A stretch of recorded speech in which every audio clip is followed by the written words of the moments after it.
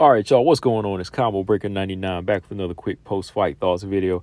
All right, y'all, I had to come back on this one, man, and do a quick post-fight thoughts on Ariane Lipski versus Melissa Gatto. I know I should have done one a few days ago, but, I was kind of pondering if I should do one.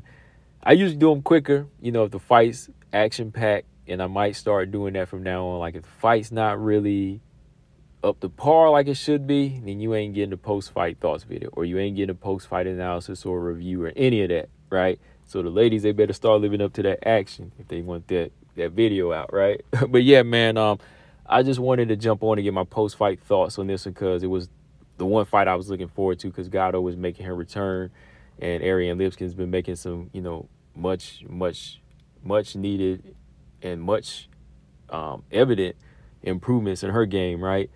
And when it came down to it, okay, yeah, this fight wasn't like a banger.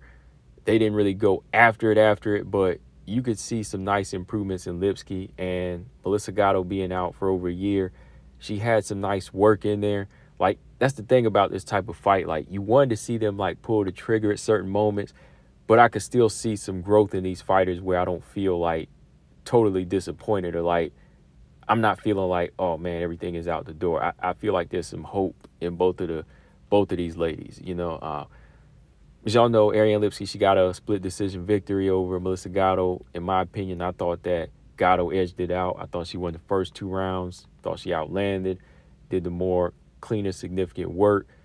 Well, Lipski did land some good clean shots, but I'm gonna talk about that in the second round. All right, so the first round right away, Ariane Lipski, she came out applying the pressure.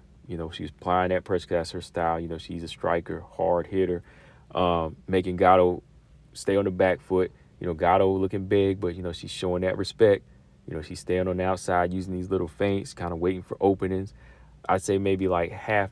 To see, this is kind of where I think some people started feeling like, okay, this fight's not going the way they want. It was like a good maybe halfway into the round before, like, Gatto really got into a groove and she started connecting with a good jab. Like, it was a good long jab. She was connecting right through the guard on Lipski.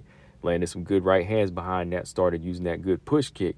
After landing a few of those shots, she wanted to go in for what she's known for, that ground. But Lipski showed that takedown defense. She stopped the takedown, was able to land a good right hand off of it. How she uses that clinch. She goes knee, right hand, or knee, left hook. It was evident she's using that. So I think that Lipski's presence was there, that pressure and the fear of the power was already there. Lipski was coming forward, and that's what she's known for. So Gatto was showing that respect. She was showing that respect there, but when she was letting that jab go, the right hand was following. It was good. It was a good round for Gatto. I gave her the first round. Second round, this is where it was kind of competitive. Gatto started out, to me, landing more significant shots, push kicks to the body, few of those leg kicks. But Lipski, again, like I said, using that takedown defense every time. Gatto would try to follow up, putting a lot of pressure on the land her own knees and right hand. Gatto, she had a lot of opportunities to clinch in this fight, but, Lipski was doing a good job of stopping those takedowns. And there came a point where Lipski, she surprised Gatto. Gatto locked up, had some good clinch time on it against the cage, but then, boom, she has that good hip toss, that good hip throw, puts Gatto down for just like a second. Gatto gets back up, but that's one of the things I think the judges were looking at this round. But to me, I didn't think it was enough. I think the judges seen, like, Lipski's clean shots landed in the last 30 seconds. I think Lipski stole that round with that good 1, 2, 3, and then she followed with a head kick. But I just thought that Gatto was doing more work even in the clinch. Like, she held the clinch control time, I think, against the cage, and she was landing more knees to the body. Lipski got in a few, but I thought Gatto won it with more knees to the body. And like I said, the more significant strikes landed in the first minute of the round. Last round, though, when it came down to it, somebody needed to close this thing out and get a clear, decisive round. Lipski, to me, when it came down to it, it was her. She closed in as Gatto was slowing down, landing some good right-left combos, kind of buzzed Gatto at one point. Gatto, she was forced to clinch at that point, but again, Lipski's takedown defense on point. She body locked her from the back, but Lipski just, like, walked to the cage, stubborn, man, just keeping this fight standing, so Gatto was really falling short here. She just could not get her down to the ground. Like, her attack just didn't have any effect on Lipski. You know, she was keeping this thing standing, good wrist control. Finally, when Gatto pulled her down, Lipski winds up on top.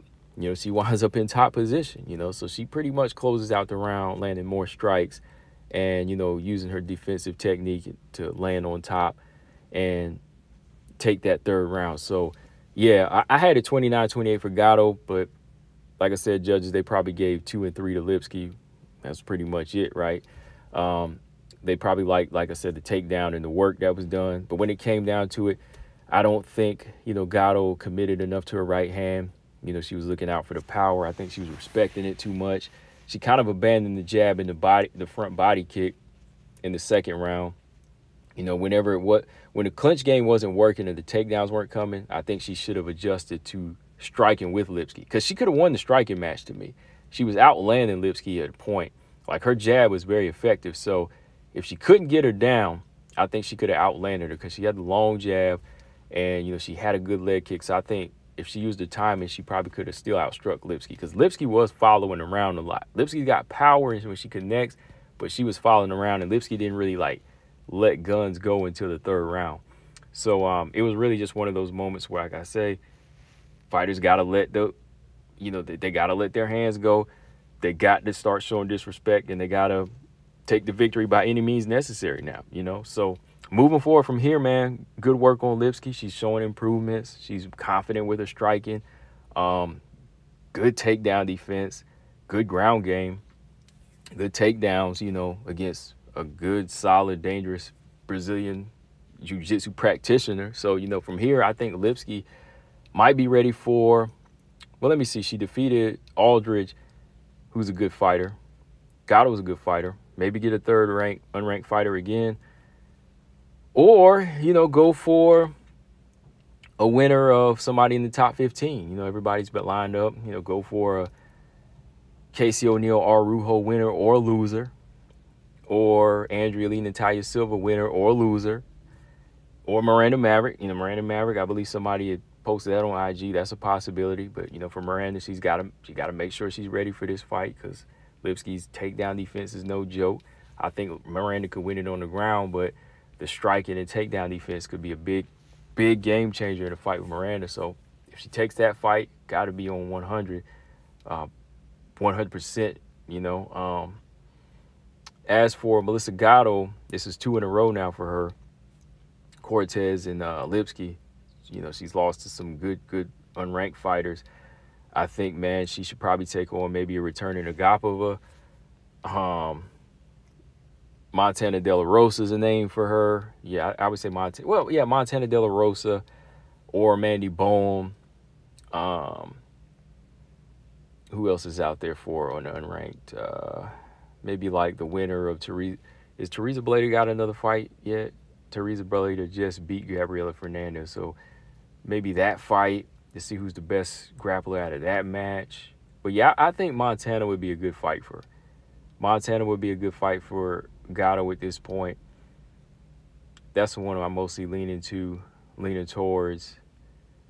Or, well, that's really all I can think of. Like I said, those first two names, my mind's just kind of blank. I know there's like 30 fighters in the unranked realm I named before, but I think, yeah, Montana's a good name for Melissa Gatto, you know, making that return. Or Mandy Bohm. You know, Mandy Bohm, that's a name also. Veronica Hardy. Yeah, Montana De La Rosa, Veronica Hardy. Either of those names, those are good names for her, you know. Or Mandy Bohm. That's a good selection for Melissa Gatto. But let me know in the comment section, guys, what y'all think. Like I said, it wasn't a bad fight in my opinion. You know, I thought it was a decent chess match, but I wanted to see somebody really go after it.